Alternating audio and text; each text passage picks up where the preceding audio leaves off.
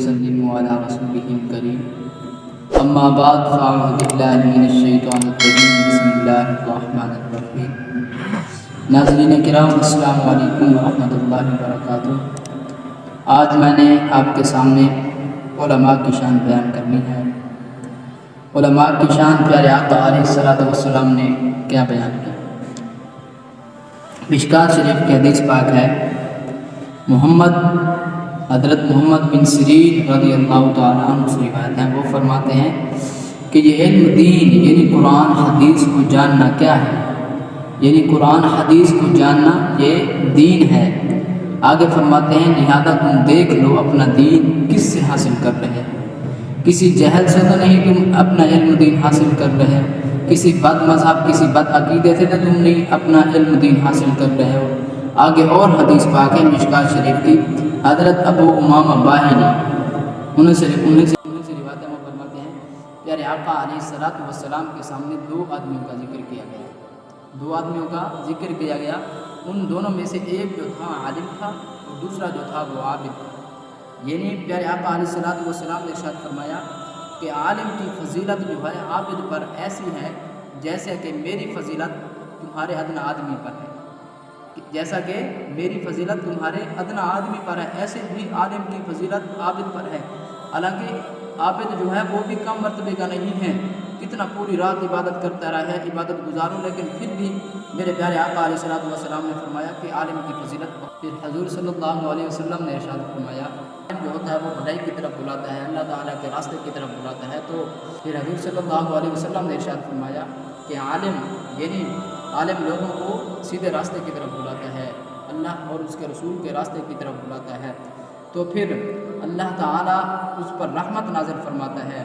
پھر آگے فرماتے ہیں کہ زمین والے بھی اور آسمان والے بھی سب اس کے لیے دعائے خیر کرتے ہیں۔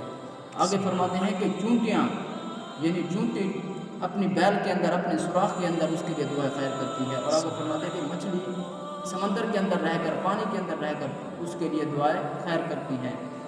تو ہمیں چاہیے کہ علماء کی عزت کریں، علماء کی شان بیان کریں۔ ہمیں آتا ہے وہ بھی مشکوٰۃ شریف کی حدیث ہے، حضرت کثیر بن قیس رضی اللہ تعالیٰ عنہ سے روایت ہیں، وہ فرماتے ہیں کہ میں حضرت ابو درداء رضی اللہ تعالیٰ عنہ کے ساتھ دمشق کی جامع مسجد میں بیٹھا تھا، تو ایک آدمی نے آ کر کہا کہ میں پیارے آقا علیہ الصلوۃ والسلام کے مدینہ یعنی شہر طیبہ سے سفر کر آیا ہوں، اور آپ کے پاس کسی دوسرے کام کے لیے نہیں آیا، بلکہ میں آپ کے پاس کسی حدیث سننے کے لیے آیا ہوں۔ میں نے سنا ہے کہ آپ کے پاس کوئی پیارے آقا علیہ الصلوۃ والسلام کا فرمان ہے، تو اس لیے میں آپ کے پاس آیا ہوں۔ وہ فرمان جو ہے وہ آپ مجھ سے دریافت کریں، آپ مجھ سے روایت کریں جو آپ نے پیارے آقا علیہ الصلوۃ والسلام سے سنا ہے۔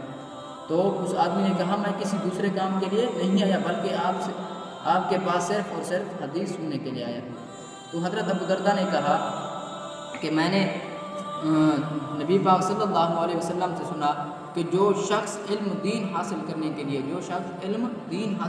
کرتا ہے تو خدا تعالیٰ اسے جنت کے راستوں میں سے ایک راستے پر چلاتا ہے۔ اور آگے فرماتے ہیں اور طالب علم کی جو علم کو طلب کرنے والا ہے، طالب علم کی رضا حاصل کرنے کے لیے فرشتے اپنے پروں کو بچھاتے ہیں۔ تو علماء کی کتنی شان ہے اور طالب علموں کی کتنی شان ہے۔ اور آگے فرماتے ہیں ہر وہ چیز جو آسمان کے اندر ہے، اور ہر وہ چیز جو زمین کے اندر ہے، وہ بھی آگے فرماتے ہیں کہ یہاں تک کہ چونٹی بھی اور مچھلیاں اپنے پانی کے اندر رہ کر اس کے لیے دعائے خیر کرتی ہیں، اس کے لیے استغفار کرتی ہیں۔ اور آگے فرماتے ہیں کہ عالم کی فضیلت عابد پر ایسی ہے جیسے 14ویں کے رات کی فضیلت ستاروں پر ہوتی ہے۔ یعنی 14ویں کا چاند جب ہوتا ہے، وہ 14ویں کا چاند سارے ستاروں پر غالب ہوتا ہے، اس کی روشنی زیادہ ہوتی ہے، اس لیے پیارے آقا علیہ الصلوۃ والسلام نے فرمایا عالم کی فضیلت بھی عابد پر ایسے ہے۔ اور آگے فرماتے ہیں علماء اور انبیاء کرام کی وراثت جو ہے وہ مال و متاع نہیں ہے، یعنی پیسہ نہیں ہے، بلکہ ان کی وراثت جو ہے صرف اور صرف علم ہے۔ جس نے علم پا لیا اس نے انبیاء کرام کے حصے میں سے کچھ حصہ پا لیا۔ تو ہمیں چاہیے کہ ہم علم سیکھیں اور انبیاء کرام کا حصے میں سے کچھ حصہ پا لیں۔ اور